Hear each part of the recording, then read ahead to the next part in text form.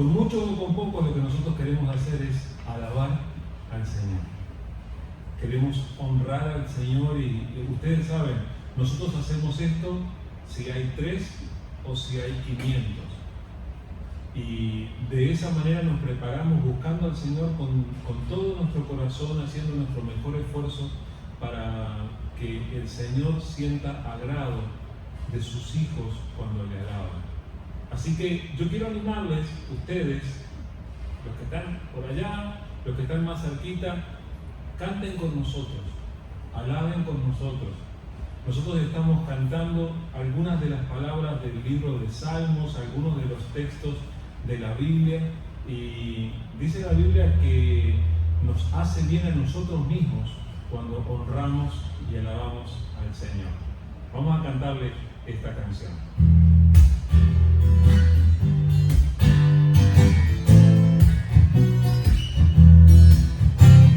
En ti se regocijan los que aman tu nombre, en ti se regocija el Señor. En ti se regocijan los que aman tu nombre, en ti se regocija el Señor. Porque tú al justo bendecirás, como un escudo lo rodearás.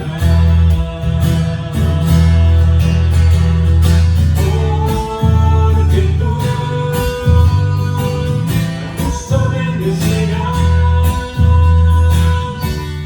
como un escudo lo rodearás.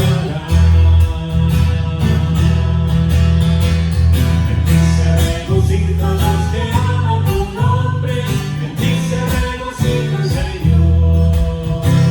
En ti se regocijan los que aman tu nombre, en ti se regocija el Señor. Porque tú al justo bendecirás, como un escudo lo rodearás. Porque tú al justo bendecirás, como un escudo lo rodearás. Diga, Señor. En ti se regocijan los que aman tu nombre, en ti se regocija el Señor. En ti se regocijan los que aman tu nombre, en ti se regocija el Señor. ¿Por qué? Porque tú al justo bendecirás, como un escudo lo rodearás. Porque tú al justo bendecirás, como un escudo lo rodearás. En ti se regocijan los que aman tu nombre, en ti se regocija el Señor. En ti se regocijan los que aman tu nombre, en ti se regocija el Señor. Y nosotros, Señor Jesús, queremos ser de los que se alegran, de los que se regocijan en ti. Señor, tú eres justo. Señor, y tú, dice tu palabra, bendecirás al justo. Y nosotros reconocemos nuestros errores, Señor, y sabemos que muchas veces estamos lejos de ser justos. Pero tú en Cristo Jesús, por haber creído en Él, tú nos hiciste justos, Señor. Y por eso, Señor, sabemos que tú nos quieres bendecir. Señor, queremos disfrutar este momento de estar en tu presencia. Queremos alegrarnos delante de ti. Señor, queremos darte nuestra alabanza y queremos dejar que tu Espíritu nos renueve. Tú sabes que necesitamos de ti, Señor. Necesitamos de tu gracia, necesitamos de tu amor, necesitamos de la obra poderosa de tu Espíritu en nuestras vidas. Señor, danos hoy de tu presencia, de tu palabra, tú que obras en nosotros. recibe nuestra alabanza, Señor. En el nombre de Jesús. Amén.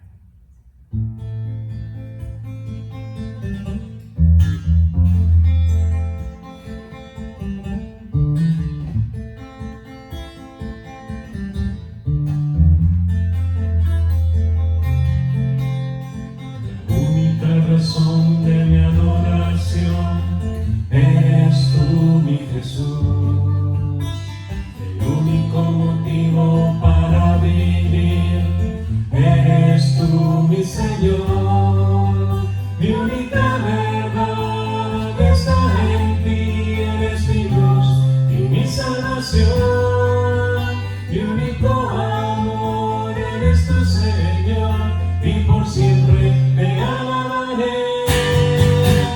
La única razón de mi adoración eres tú, mi Jesús, el único motivo para vivir eres tú, mi Señor, mi única verdad está en ti, eres mi luz y mi salvación.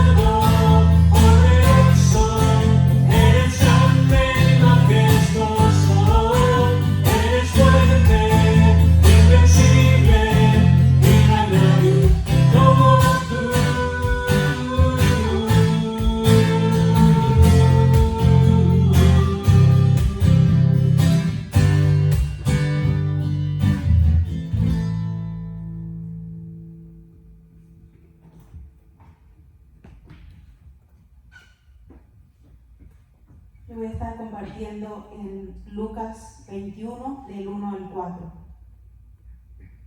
Levantando los ojos, vio a los ricos que echaban sus ofrendas en el arca de las ofrendas.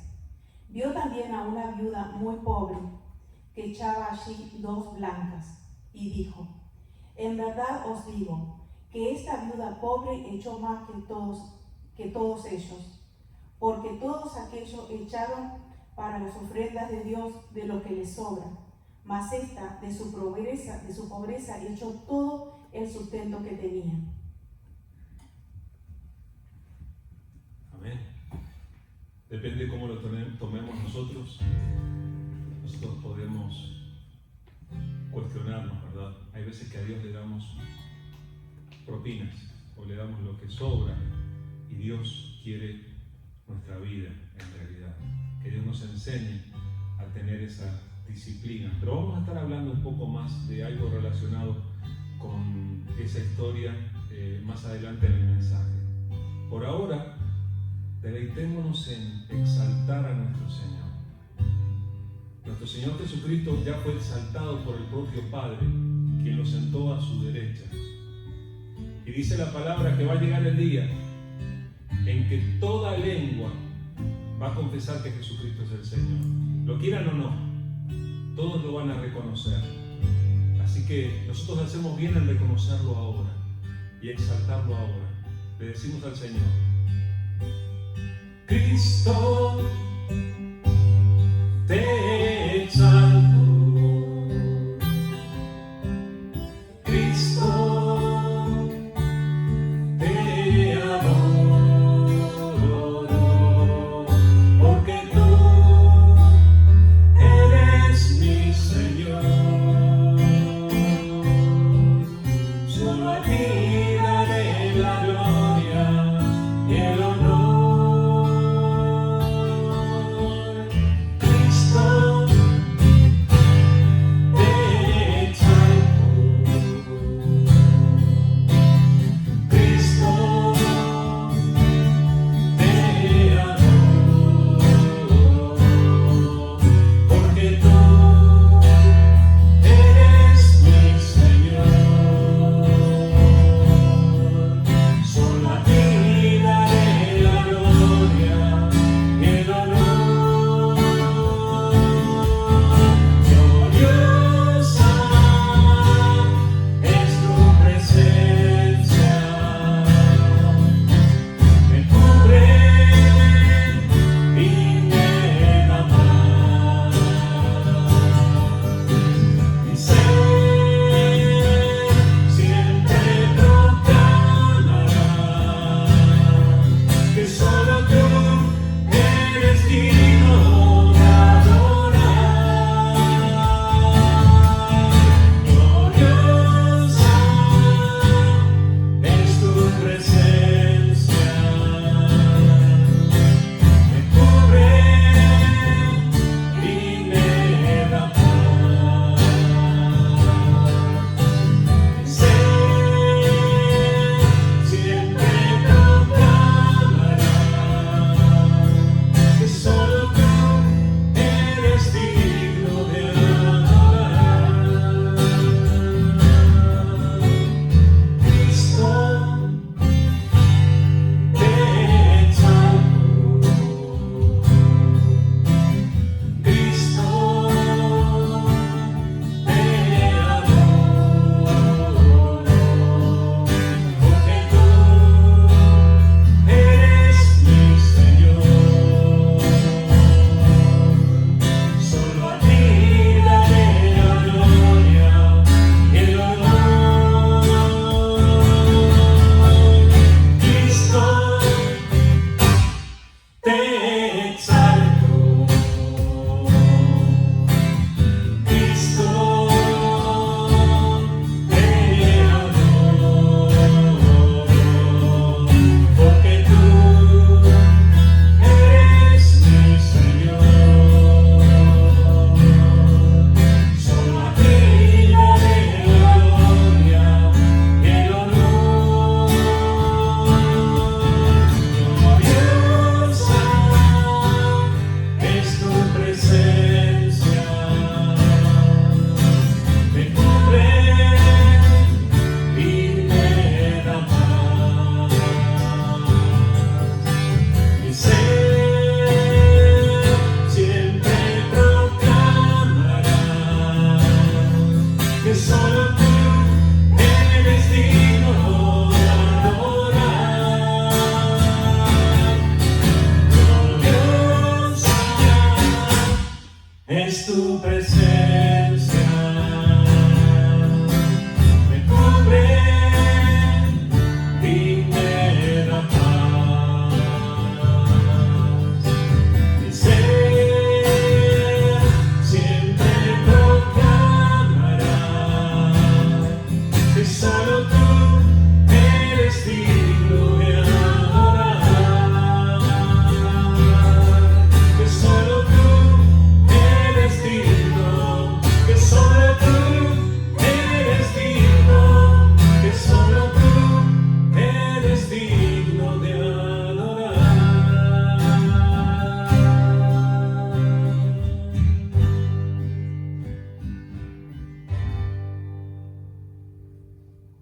Parte de nuestro culto activo al Señor consiste en nuestras ofrendas. Últimamente, en lugar de pasar el plato para que cada uno ofrende. Estamos depositando nuestras ofrendas en una caja que hay allí a la salida, pero eso no quita que oremos por nuestros diezmos y ofrendas. Así que tengamos un momento para orar. Querido Dios, queremos darte las gracias. Gracias, Señor, porque tú eres fiel con nosotros. Tú no nos dejas faltar, Señor. Gracias porque podemos alegrarnos en todo lo que tú nos das. Y, Señor, gracias porque tú eres un Dios generoso que cuidas a tus hijos. Y gracias, Señor, porque aún en medio de tiempos de dificultad contamos con tu cuidado. Señor, te rogamos que tú bendigas las ofrendas que vamos a entregar delante de ti, que tú las prosperes, que sirvan para el engrandecimiento de tu reino, pero más que nada, Señor, recibe nuestras ofrendas como un acto de fe de nuestra parte, como un acto de nuestra confianza. Con nuestras ofrendas te decimos que confiamos en ti y que reconocemos tu fidelidad. Bendice a cada persona que dé con alegría, Señor, y que verdaderamente tú estés obrando en la vida de cada uno. En el nombre de Jesús. Amén.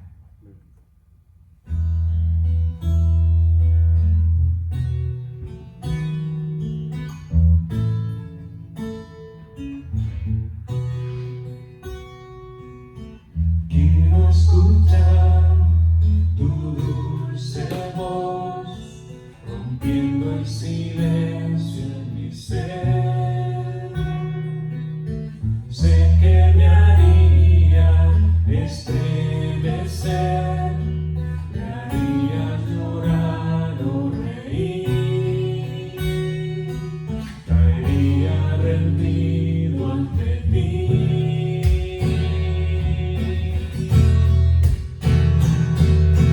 No podría estar ante ti, escuchándote hablar, sin llorar como un niño. Pasaría el tiempo así, sin querer nada más que escucharte hablar.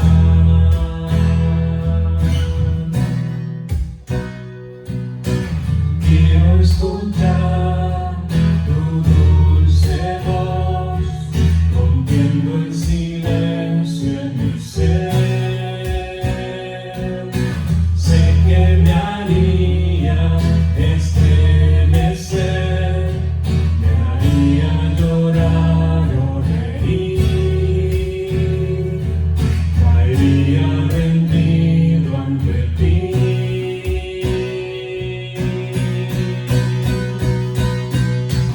No podría estar ante ti, escuchándote hablar, sin llorar como un niño, y pasaría el tiempo así, sin querer nada más, sin querer nada más. Y no podría estar ante ti, escuchándote hablar, sin llorar como un niño, y pasaría el tiempo así, sin querer nada más que escucharte hablar.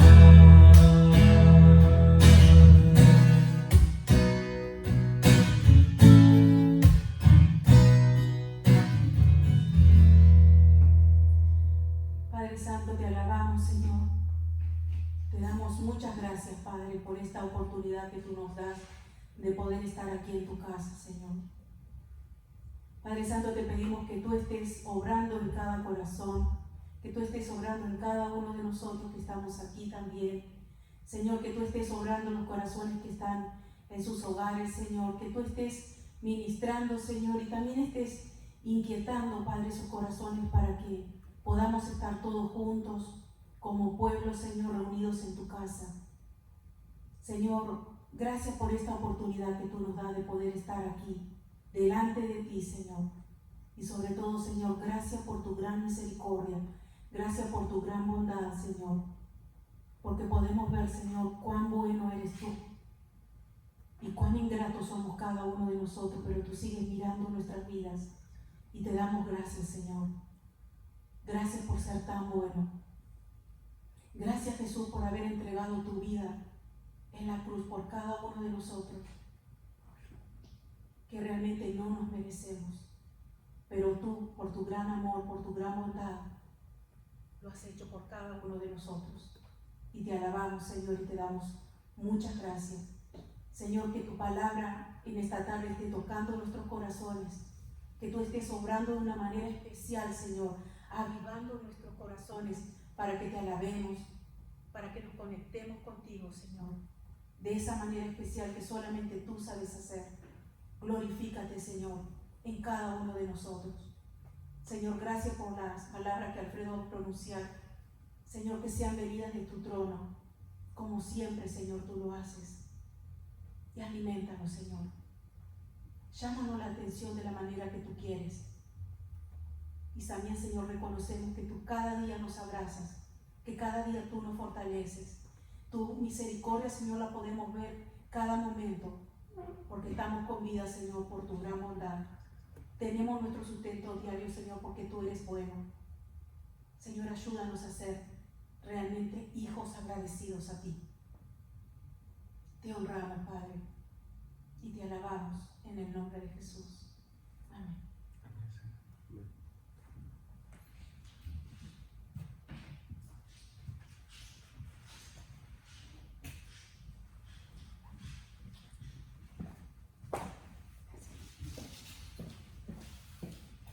¿Cómo se sienten? ¿Se sienten bien? Ahora ya no me escucho. Ya no estoy. Ahora sí. ¿Se sienten bien? ¿Se sienten seguros en este momento? Quiero que piensen un momento en cuanto a esto de sentirnos seguros. ¿Saben cuándo nos sentimos seguros nosotros? Nos sentimos seguros cuando sabemos que tenemos todo lo que nos hace falta, ¿verdad? Cuando sabemos que vamos a poder levantarnos de aquí y vamos a poder ir a comer a algún lugar, a nuestra casa, donde sea, y no nos va a faltar, y que esta noche vamos a tener un techo que nos va a cubrir y vamos a tener con qué cubrirnos. O sea, nuestra seguridad muchas veces depende de esa conciencia de que hay mucho, hay suficiente, ¿verdad? Ahora, se genera en nuestro ser alguna clase de inquietud cuando no hay tanto, o no sabemos, o cuando no estamos seguros de si se va a poder o no, cuando tenemos la incertidumbre de qué es lo que va a pasar dentro de mediodía, o mañana, o dentro de una semana, o dentro de un año. Se nos genera una inquietud, pero esa inquietud no es mala. Esa inquietud en realidad es un llamado a la fe. Y yo quisiera hablarles un poquito hoy de eso, pero antes quería preguntarles también otra cosa bastante interesante. ¿Ustedes son buenos para las matemáticas? ¿Gladys es buena para las matemáticas? Muy bien. ¿Carlos es bueno para las matemáticas? No. Justo, mira, yo vengo a preguntar. El ingeniero tiene que ser bueno para las matemáticas, ¿verdad? La esposa dice que no.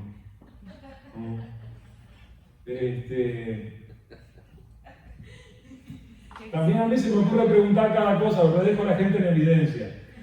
Bueno, pero nosotros conocemos las matemáticas y estaba mirando en estos tiempos algunos documentales que hablan de cómo la matemática y la geometría está metida en todo lo de la creación y tiene tanto que ver con todo. Pero por la matemática nosotros sabemos que 2 más 2... 4. Muy bien, Manuel. Pensamiento divergente tiene el hermano. Después me lo atiende, no sé qué le pasa. Ahora, nosotros sabemos ciertos aspectos de la matemática, sabemos hacer ciertas operaciones y todo eso, ¿verdad? Sabemos que nos falta muchísimo por aprender, pero nosotros sabemos que Dios es más sabio que nosotros. Nosotros sabemos que Dios tiene un conocimiento mucho más amplio que el nuestro. Así que Dios en matemáticas debe ser excelente, ¿verdad? ¿Sí? Bueno, déjenme decirles algo. La matemática de Dios se ve muy diferente a la matemática nuestra. La forma en la que Dios evalúa las situaciones es muy diferente a la manera en que nosotros evaluamos las situaciones. Donde nosotros miramos y decimos, no hay, Dios a veces dice, hay y en abundancia. Y nosotros necesitamos aprender a percibir de esa matemática divina. Hay un principio que recorre toda la Biblia y que yo voy a tener el placer de pasearlos por diferentes pasajes de la Biblia, así que una de dos, o me persiguen leyendo la Biblia, o escuchan y después miran el video para tomar nota. Por favor, no dejen de hacerlo. Pero es un principio, a mí me encanta cuando podemos hablar de principios que atraviesan toda la Biblia y que uno los ve repetidos y manifiestos, y no solamente porque sean principios, porque sea interesante hablar de eso, sino porque es algo que tiene que ver con nuestra vida, es algo que se aplica a nosotros. Este principio del que les voy a hablar y que tiene que ver con la matemática de Dios, es que delante de Dios menos es más. Si se olvida de todo lo que yo dije, acuérdese de esto. Menos es... Nadie me hace caso. Nadie me hace caso. ¿Para qué? Menos es más.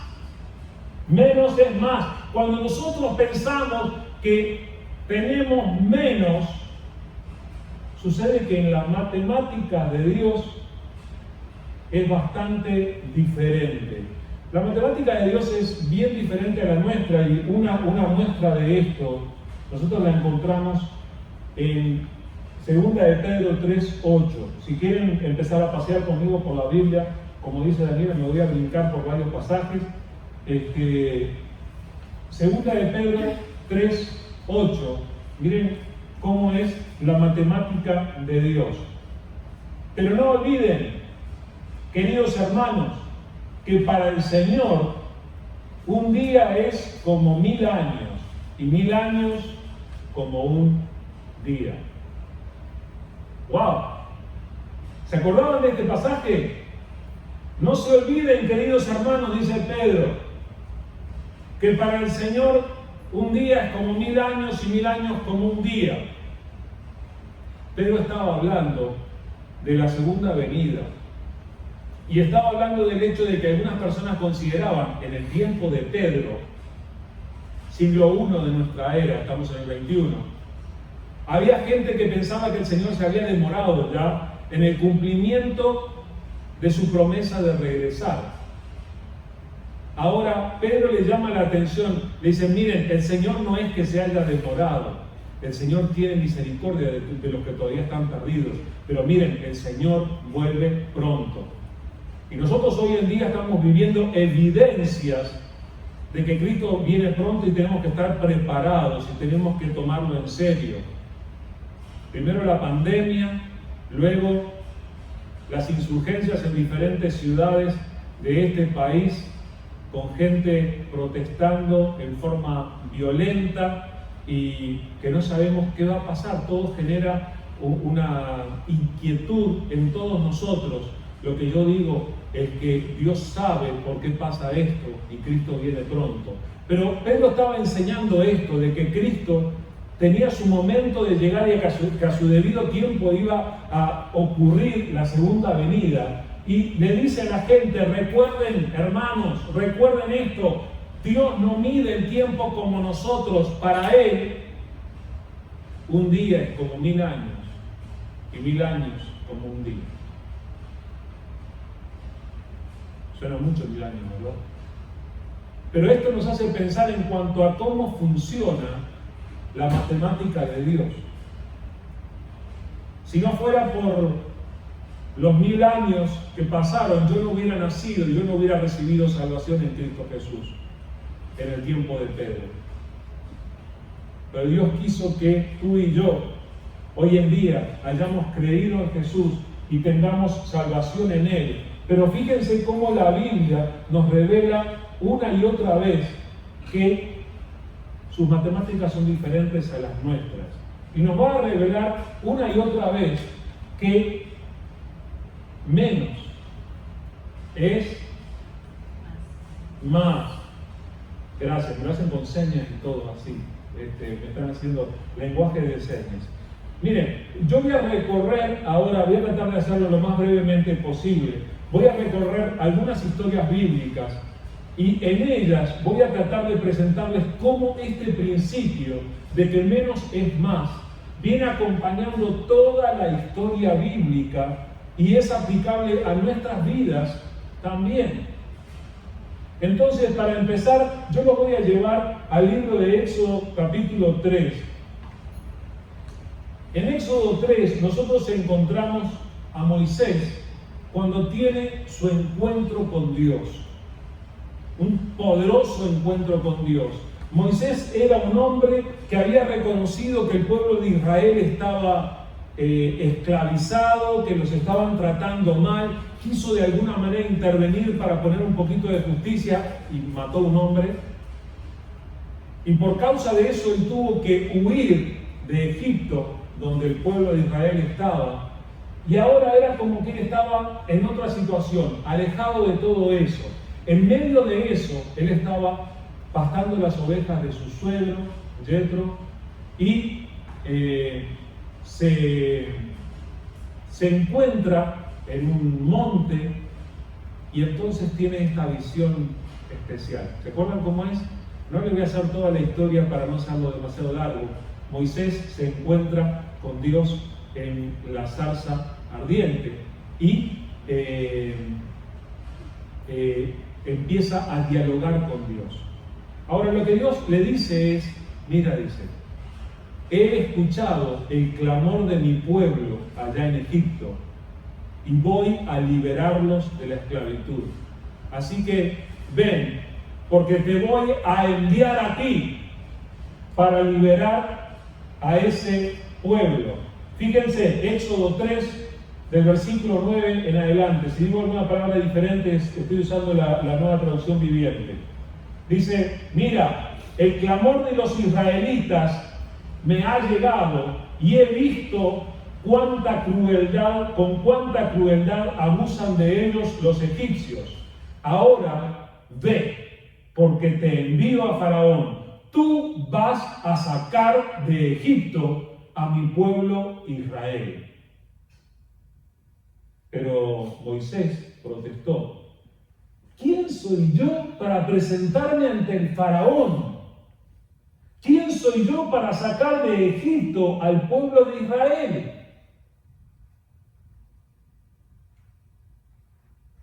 ¿Tú te imaginas que Dios se cruzara en tu camino uno de estos días y te mandara a hacer algo bien, bien grande? Esa era la situación en la que estaba Moisés. Y su primera pregunta es, oye, estás hablando con la persona equivocada. ¿Quién soy yo para hacer esto? O sea, Dios le estaba proponiendo algo a Moisés y a Moisés aquella tarea le pareció inmensa. A cualquier hombre le hubiera parecido inmenso. Dios le estaba mandando a intervenir en una situación entre un gobierno muy poderoso, una de las naciones más ricas de la tierra en ese momento, y para sacar a uno que ni siquiera hasta aquel momento había sido pueblo, era una familia que había crecido dentro de la esclavitud de Egipto. Entonces, de acuerdo a la óptica humana, de acuerdo a los cálculos de Moisés, él veía menos, pero Dios veía más.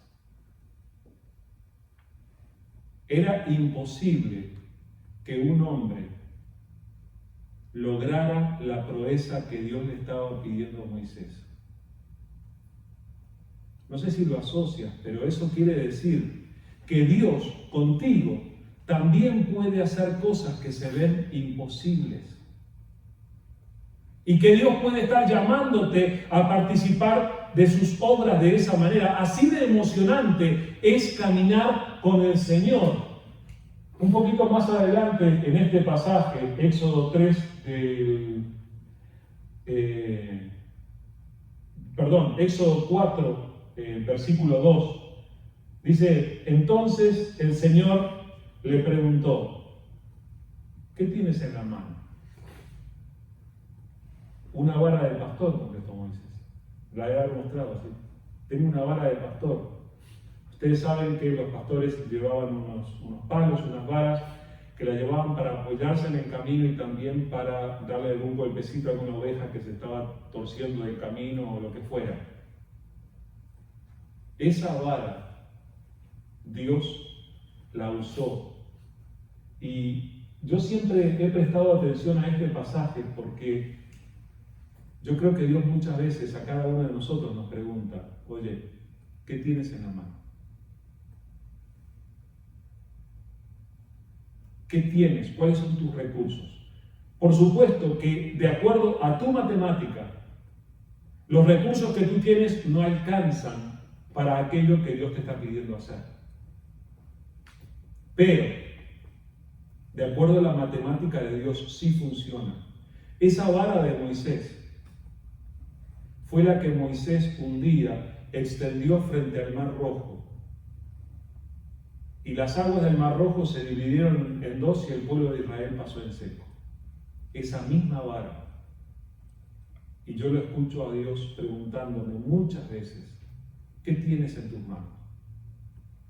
Yo digo esto, pero con este palito, con esta vara voy a poder hacer algo. Dios lo hizo, usando a Moisés y usando el principio de que menos es gracias. Qué generosos. Bueno, el mismo principio nosotros lo vamos a ver repetido una y otra vez en la Biblia. Miren, esta otra historia proviene de 1 Samuel capítulo 17 y tiene que ver con un conocido nuestro. Nosotros hemos estado analizando la era del reino en la Biblia y ustedes saben cuál es el segundo rey de Israel, ¿verdad? No les pregunté por el primero, les pregunté por el segundo. El segundo rey de Israel se llamó David. Y justamente David es famoso por una oportunidad en la que israelitas y filisteos se enfrentaron en una batalla y estaban planteados como para ya ir a la batalla, y en medio del campo de batalla se presenta un hombre, una altura de 9 pies y medio, armado, ya hablamos de él no hace mucho, Goliat, ¿verdad? Y se presenta y desafía al pueblo de Israel y le dice: bueno, mándenme uno que pelee conmigo, si yo gano, ustedes son nuestros esclavos, si él gana, nosotros somos sus esclavos. Y nadie quería enfrentarse a él. Matemática humana, nadie va a poder con este. Es demasiado grande, demasiado poderoso, demasiada experiencia tiene. Y entonces aparece alguien que tenía el físico de Carlos y más o menos su edad, un poquito más. Y cualquiera que lo mirara iba a decir: Goliat lo va a mirar, va a hacer así y así, y se terminó la batalla. David era ese jovencito que fue y se presentó, y desafiando la matemática humana, él se presentó delante de aquel gigante y promovió una de las mayores victorias del pueblo de Israel. Dice primera de Samuel 17:45. David le responde al filisteo: tú vienes a mí con espada, lanza y jabalina, pero yo vengo contra ti en el nombre del Señor de los ejércitos celestiales, el Dios de los ejércitos de Israel, a quien tú has desafiado. ¡Wow! El gigante lo había menospreciado porque venía caminando con justamente una vara de pastor.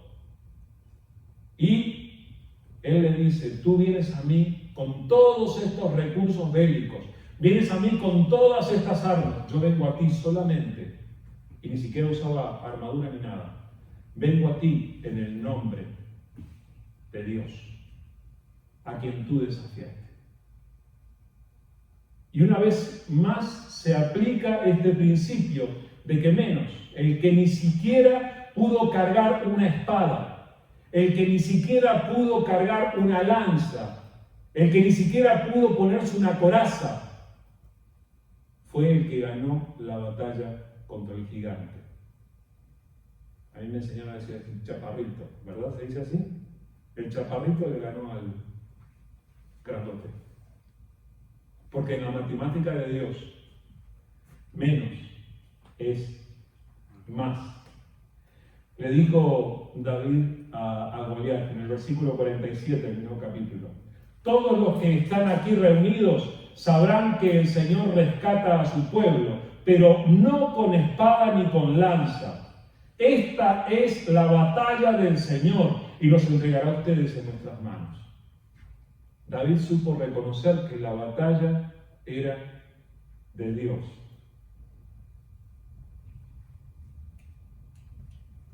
Y de alguna manera es irracional esto, es ilógico.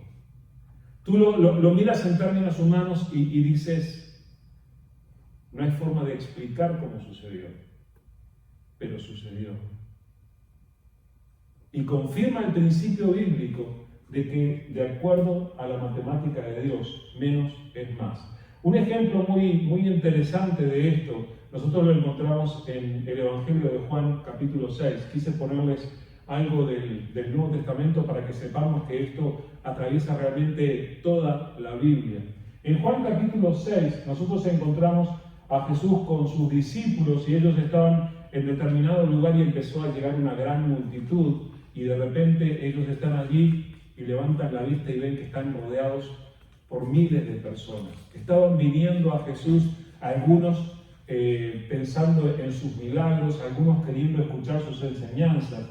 Y entonces se amontonaron con tal de estar allí. Y Jesús le habla a Felipe, uno de sus discípulos, y le dice: oye, Felipe, ¿de dónde vamos a conseguir pan para darle de comer a todos estos? Y Felipe usa la matemática humana. Y era bueno, debía ser economista Felipe más o menos. Felipe saca la cuenta y dice: Señor, ni el salario de 10 meses sería suficiente para comprar pan y que cada uno de ellos comiera un pedacito así. O sea, poniéndolo en otras palabras, Felipe estaba diciendo: no se puede. No, olvídate de darle de comer a esta gente, que busquen un McDonald's en la ciudad más alta, pero no, aquí no hay. No dijo eso, ese no está en la Biblia. ¿Ok? Pero ustedes entienden. Felipe usó la lógica, la matemática humana. Ahora, había un loco junto a ellos que ni siquiera lo invitaron a la conversación y que intervino. Era otro de los apóstoles, se llamaba Andrés. Juan 6, 8 y 9. Dice: entonces habló Andrés, el hermano de Simón Pedro.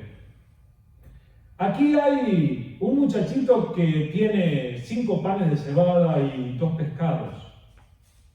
Pero, ¿para qué sirven ante esta enorme multitud?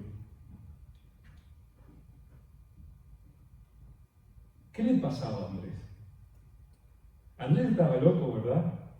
O sea, estaban hablando de darle de comer a un mínimo de 6.000 personas, porque dice que eran 5.000 hombres y había mucho más que hombres allí.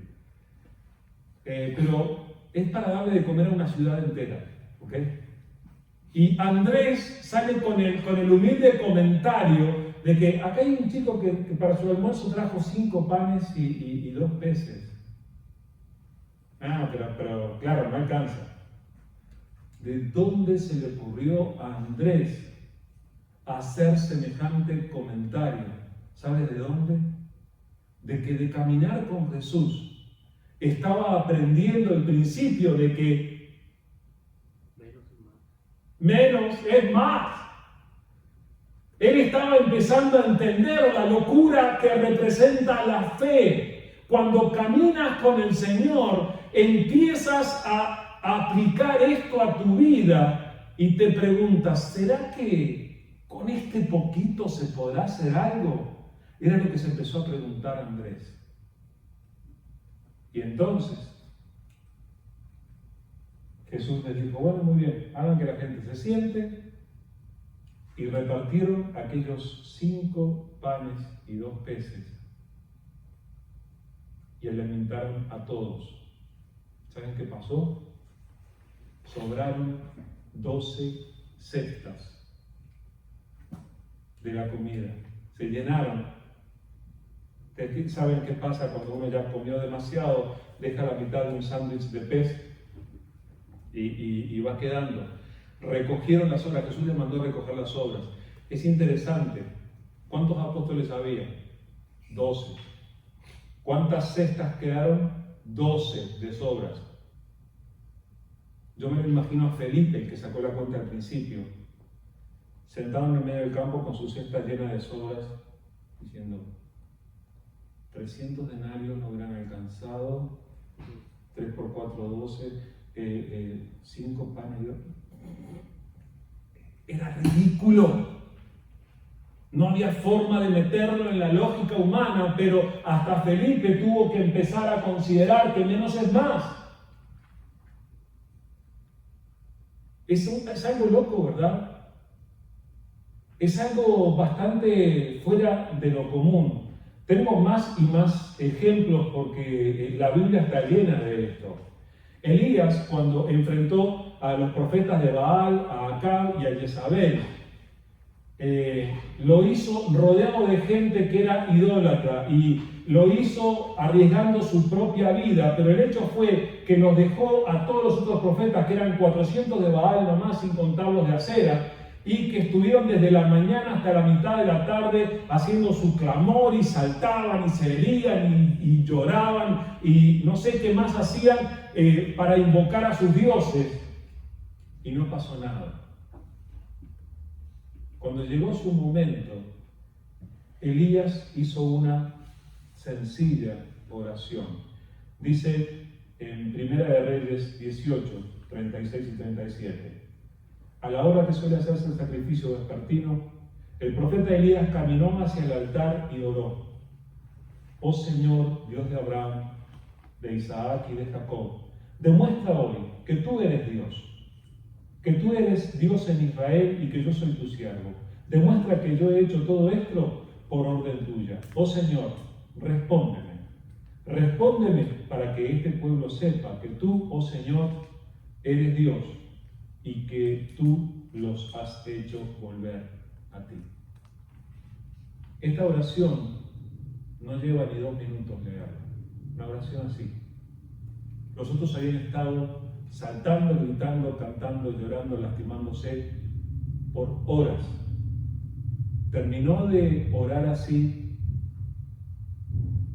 y cayó fuego del cielo, que no solamente consumió el sacrificio, sino también que consumió la leña y aún las piedras del altar que Elías había preparado. ¿Por qué? Porque menos es más. Porque Dios manifestó su poder en el que era minoría en aquel momento. Dios manifestó su gracia en el que tenía poco y nada.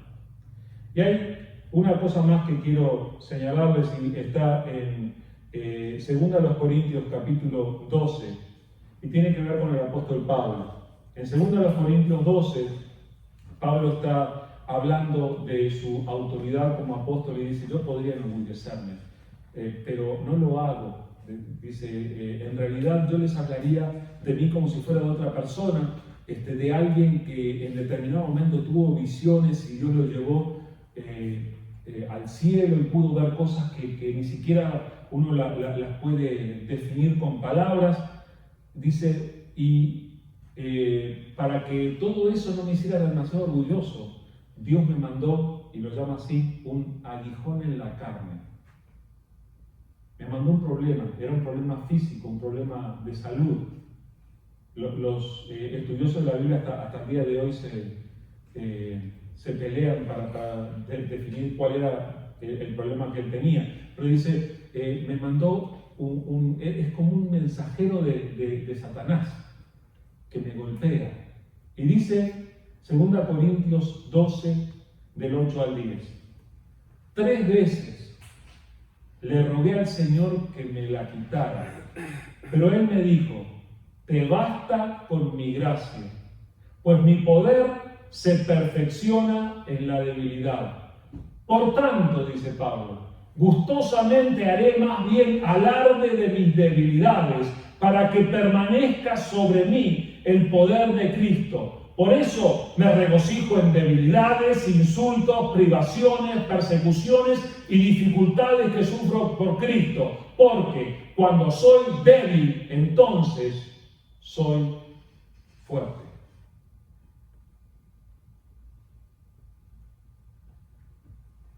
Pablo había aprendido que menos es más. Por eso mismo era capaz de decir, cuando soy débil, entonces soy fuerte. Hermanos, cualquiera de nosotros enfrenta momentos de debilidad. Cualquiera de nosotros enfrenta situaciones en las que lo que tenemos no alcanza de acuerdo a nuestra lógica. Pero cuando nosotros caminamos con Dios y ponemos lo que somos y lo que tenemos en las manos de Dios, nos va a pasar a nosotros lo que le pasó a Moisés, nos va a pasar lo que le pasó a David, nos va a pasar lo que le pasó a Andrés, nos va a pasar lo que le pasó a Felipe, nos va a pasar lo que le pasó a Pablo. Y vamos a aprender que caminando con Dios no podemos dar por perdida ninguna de nuestras batallas, porque del Señor es la batalla. Y porque Él puede hacer con lo poco que nosotros tenemos en nuestras manos, algo que va mucho más allá de lo que somos capaces de imaginarnos. Hoy en día nosotros somos poquitos aquí. ¿Saben por qué no me quebranto y por qué no me asusto? Porque le creo a Dios. Y porque estoy seguro de que menos es más. Y que con estos poquitos que somos nosotros, Dios en su voluntad podría levantar una revolución que afecta al mundo entero. Fue lo que hizo con la iglesia de Jesucristo. Eran un puñadito de hombres asustados, hombres y mujeres asustados en la ciudad de Jerusalén, que ya no sabían qué iban a hacer porque su líder había sido crucificado. De esos poquitos, el Señor hizo llegar el Evangelio a toda nación, y hoy en día estamos hablando de Jesucristo, porque Dios hizo el milagro con los pocos ignorantes con los que empezó el Evangelio. Gracias a Dios por ellos, porque tuvieron fe. Hoy en día es nuestro turno. ¿Quieren una más de que menos es más? Una viuda no tenía ni para comer. Tenía un poco para comprar tal vez una comida. Tenía 2 monedas. ¿Qué hizo con esas monedas? Fue y las puso en el plato de la ofrenda. Fue lo que nos leyó Nancy más temprano. Jesús estaba mirando y estaba viendo que venían otros y traían grandes cantidades y las depositaban en el lugar de la ofrenda. Y hay detalles que hay veces que nosotros pensamos que Dios no lo ve o que no se da cuenta. Jesús mira aquello y dice,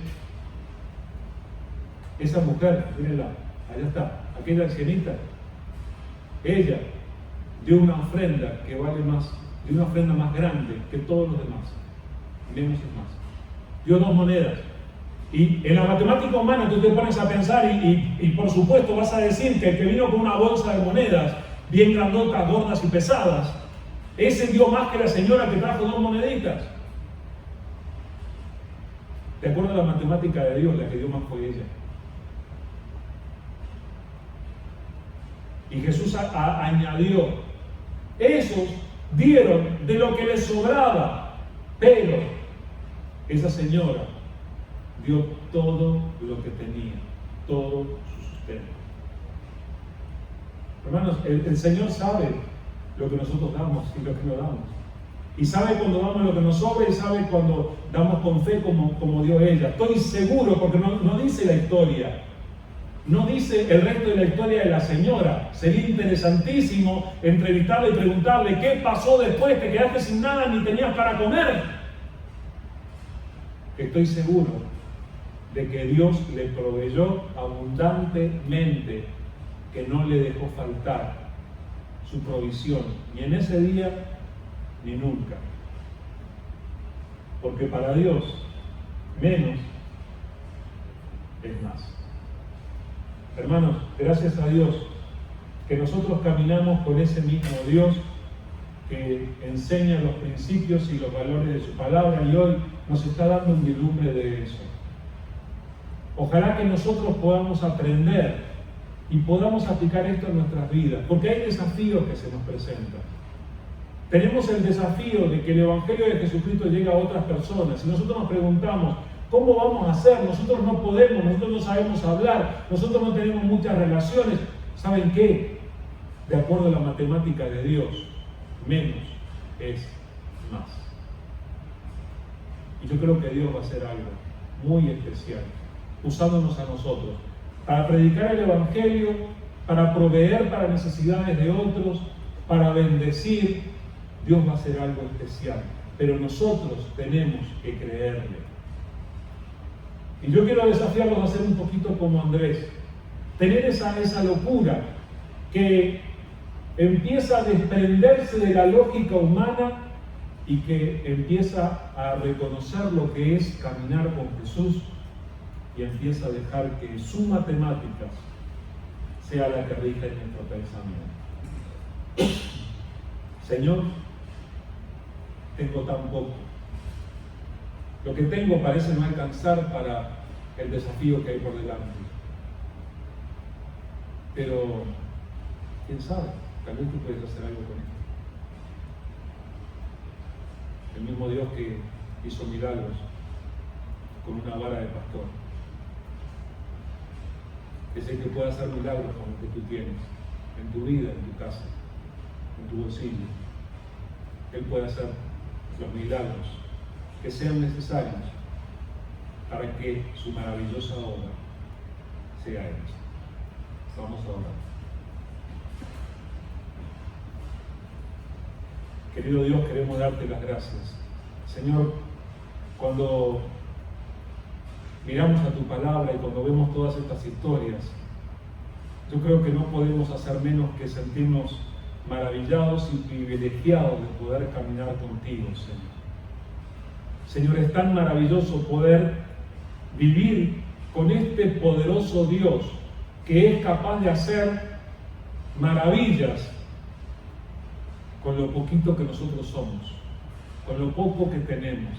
Señor, queremos ponernos en tus manos. Así como aquel jovencito dio su almuerzo, sus 5 panes y 2 peces, nosotros queremos darte lo que tenemos, Señor, confiando en ti, sabiendo que tú puedes hacer más de lo que nosotros nos imaginamos. Queremos caminar contigo, Señor. Ayúdanos a cambiar nuestra manera de pensar. Aliéntanos conforme a la obra que tú quieres hacer. Y por favor, Señor, dirígenos para que andemos en tus caminos. Nos ponemos en tus manos, Señor. Te pedimos tu bendición. Míranos, Señor. Mira nuestra familia, nuestros hogares. Delante de ti entregamos todo lo que somos. Recibe la ofrenda de nuestra vida, Señor. La ofrenda de nuestro tiempo, la ofrenda de las pocas virtudes que tenemos, de nuestras capacidades, de nuestros recursos. Y Señor, haz esa poderosa obra que solamente tú puedes hacer. Gracias, Señor, por este momento de estar delante de ti. Se llena de temor mi corazón al pensar en lo que tú puedes ser capaz de hacer a partir de lo poco que tenemos. Pero aquí estás, Señor. Ayúdanos a ser consagrados y a entregarte todo, para que tú hagas esa obra perfecta que quieres hacer. Bendice, Señor, a cada uno de los hermanos. Bendice a los hermanos que están en sus hogares. Señor, despierta cada vez más la sed de ti, sed de crecer, sed de conocerte. Y, Señor, la sed de también estar juntos para que podamos celebrarte y honrarte como tú mereces, Señor. A ti te damos la gloria y la alabanza. Bendice a tus hijos y bendice a tu iglesia. Y despídenos en paz, Señor, con tu bendición. En el nombre de Jesús. Amén. Así que, hermanos, sabemos entonces que menos es más. Entonces, pensemos cómo eso se aplica en la vida de cada uno de nosotros. Que el Señor les bendiga, que tengan una excelente semana y que pronto podamos estar todos juntos otra vez. Dios les bendiga.